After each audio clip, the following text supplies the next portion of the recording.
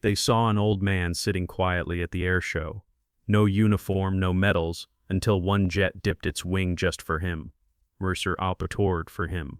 The airshow pulsed with noise and color. Children pressed their palms against chain-link fences, eyes wide as streaks of silver thundered overhead. Vendors shouted over the roar of engines, selling flags, caps, and sodas that rattled in their coolers with every pass of the jets. Announcers' voices boomed through static-filled speakers. "Ladies and gentlemen, please welcome the Thunder Formation." Crowds erupted in applause, pointing skyward as four jets carved precise arcs across the blue canvas of the sky.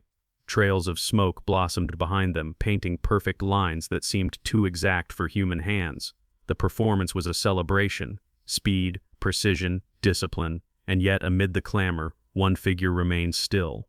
On the farthest row of bleachers, hunched slightly but upright, sat an old man. His jacket was plain, no insignia, no polished ribbons or gleaming metals pinned to his chest, just weathered fabric, sun-faded from decades of use. His hat bore no emblem, only the frayed stitching of something long forgotten. People passed him without a second glance. To them he was just another spectator, a retiree perhaps, enjoying the show like anyone else. His hands rested calmly on his knees, fingers worn, knuckles stiff, nails clean but unpolished. He didn't clap, he didn't cheer, he only watched. Rondell hushed. He wasn't there for the spectacle, he was there for something else. Above, the jets roared into a diamond formation, slicing the air with a scream that rattled windows half a mile away. The crowd cheered, their voices swallowed instantly by the engine's thunder. But as the planes banked sharply, leveling into a pass over the grandstands, something subtle shifted. The lead jet wavered. Not an error. Pilots of this caliber did not make errors in formation. It was deliberate, a tiny adjustment that broke the flawless diamond. The rightmost jet dipped its wing. At first no one noticed. The maneuver was small, almost imperceptible against the blazing sky, but then the announcer's voice caught mid-sentence. The crowd quieted, and in that silence, hundreds of eyes followed the dip, not toward the sky but toward where the jet was pointing, toward the old man. He didn't move, didn't flinch under the sudden weight of attention. The dip held for a breath, then two, then snapped back into place as the jet screamed past. The crowd erupted, confused, half cheering, half murmuring. Parents asked what had happened. Children tugged at sleeves. And yet the old man remained as he was, hands on his knees, eyes unblinking, lips pressed into a thin line that carried no smile, only memory. A veteran nearby whispered, "That wasn't for us. That was for him." Jonas Hale, camera slung over his shoulder, had been drifting along the edges of the stands, capturing footage for a local documentary project. The sudden hush drew his lens toward the moment. He zoomed in, steadying the shot. The old man filled his frame, lines etched deep into his face, eyes clouded but sharp, as though they carried an entire squadron's worth of skies behind them. Jonas muttered into his mic, "Who is he?" No one answered. The jets wheeled back for another pass, engines howling. This time the formation was perfect, unbroken, but the magic of precision had already been overshadowed by the single imperfection everyone had seen, a dip that wasn't part of the routine, a salute, but only to one man. The announcer's voice crackled through the loudspeakers again, shaky, unsure. Folks, what you just witnessed was a slight correction. Please, a round of applause." But the applause was half-hearted. The crowd knew. A correction didn't aim itself at a stranger in the stands. Jonas kept filming. Through his lens he caught the old man's hand twitch, just once, before settling again. Not a wave, not a salute. Something subtler, like a reflex of recognition, the faintest echo of a gesture he had made 1,000 times before, back when the sky was his domain. The jets thundered away, leaving contrails that shimmered like scars against the sun. The crowd turned back to the performance, laughter and chatter slowly returning.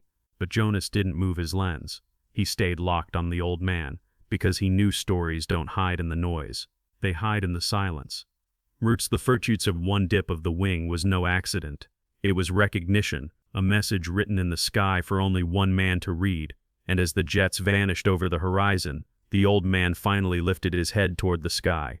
For the briefest moment, Jonas swore he saw the shadow of a younger pilot in his place, uniform crisp, goggles shining, ready for takeoff.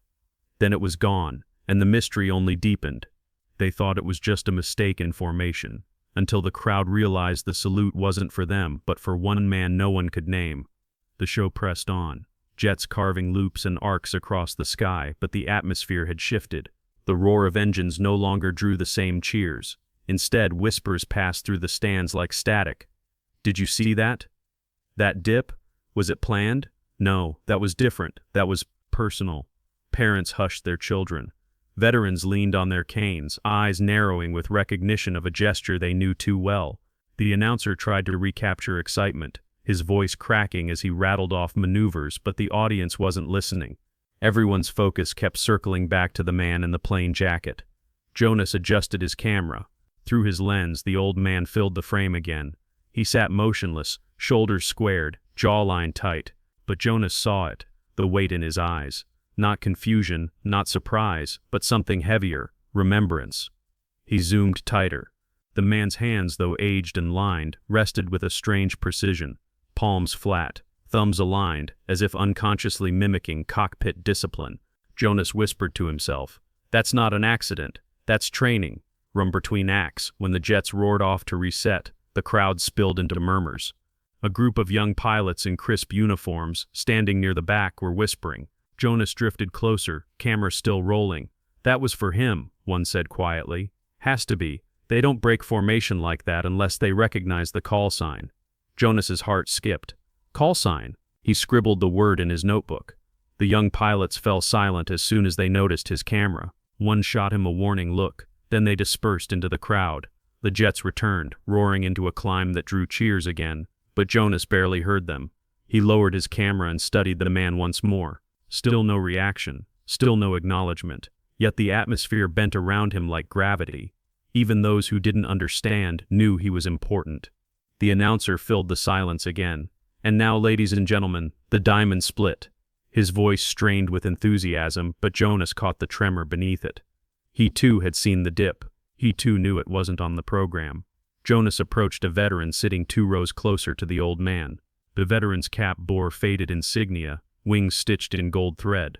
Jonas crouched low, microphone hidden beneath his jacket. "Sir," he asked softly, "do you know him?" The veteran's eyes flicked to Jonas, then back to the man in the plain jacket. He shook his head once, lips pressed thin, but after a pause he muttered, "You don't salute a stranger." That was all he would say. The jets screamed past again, contrails slicing white scars into the sky. The old man finally shifted, slowly, deliberately. He reached into his jacket pocket, pulling out something small. Jonas zoomed in. A pair of weathered aviator sunglasses. He slid them on, the sunlight flashing across the glass like a memory rekindled. The crowd noticed. A ripple of recognition passed among the veterans especially. Some straightened in their seats. Some lowered their heads in respect. Jonas felt his skin prickle. Whoever this man was, he wasn't anonymous to those who understood. He wasn't watching the show, he was waiting for a message.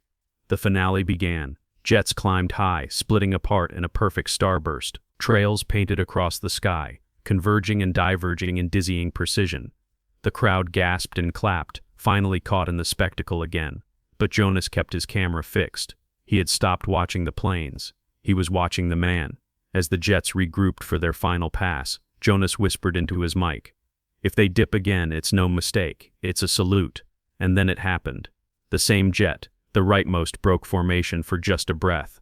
Its wing dipped lower, slower this time, unmistakable. The announcer stammered, That, ladies and gentlemen," another slight adjustment. But the crowd knew better. Veterans stood, hats were removed. Silence spread across the stands. Jonas's hands shook. He panned his camera from the jet back down to the old man.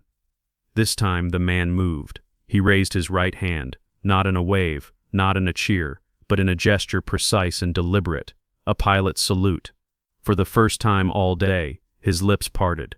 Jonas zoomed close, catching the faint shape of words carried away by the wind, words the microphone couldn't fully capture. But Jonas could almost read them, still flying. The crowd erupted in stunned silence, and as the jets vanished behind the horizon, Jonas realized he wasn't filming an airshow anymore. He was filming history whispering to itself, through one man who was supposed to be retired, but clearly wasn't finished. They thought he was retired, forgotten, just another face in the crowd, until the sky itself refused to let him fade. The salute hung in the air longer than the roar of engines. Veterans remained standing, hats clutched to their chests. Families hushed their children, as though raising their voices would dishonor the moment. The announcer's microphone crackled once, then cut off entirely, leaving only the steady thrum of jets fading in the distance. And in the silence, the old man lowered his hand. Jonas's camera stayed locked on him. Through the lens, the wrinkles on the man's face looked less like age, and more like flight paths, etched, permanent, carved by years in the sky. The sunglasses reflected nothing but blue, endless and unbroken. A teenager sitting nearby whispered, "Who is he?" Her father shook his head slowly, eyes glistening. Not who, what he was. The crowd began to disperse after the finale, chatter returning in cautious waves, but clusters of veterans lingered. One by one, they approached the bleachers. None asked his name, none introduced themselves. They simply paused, saluted, and moved on. Each gesture was quiet, reverent, like signatures written in the air. Jonas filmed every second. His gut told him this wasn't chance. Respect like that wasn't given for rumor. It was recognition. Later, as the stands emptied, Jonas made his move. He climbed the bleachers slowly, careful not to intrude. The old man remained seated, still as stone, eyes fixed on the horizon where contrails had dissolved into pale streaks. "Sir," Jonas began softly, microphone low, "can I ask you something?" The man didn't turn. For a moment, Jonas thought he hadn't heard. Then the man spoke, voice gravelly but steady. "You already did. You asked with your camera." Jonas blinked. Then, "Who are you?" The old man finally turned his head, just slightly.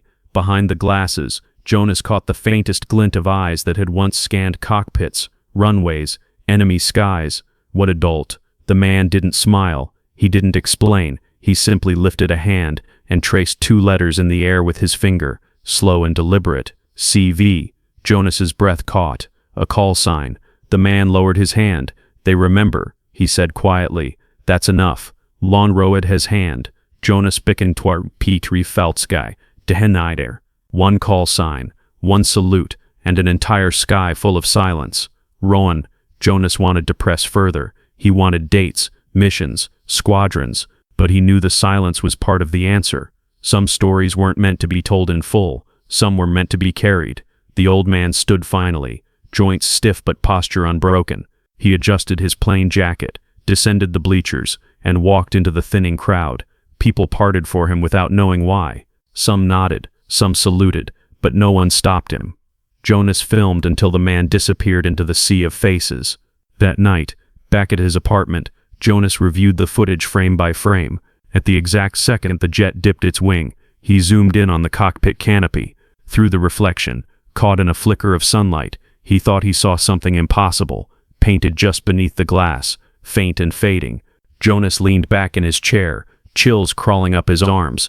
The salute hadn't been an accident. It had been a message. They thought he was retired.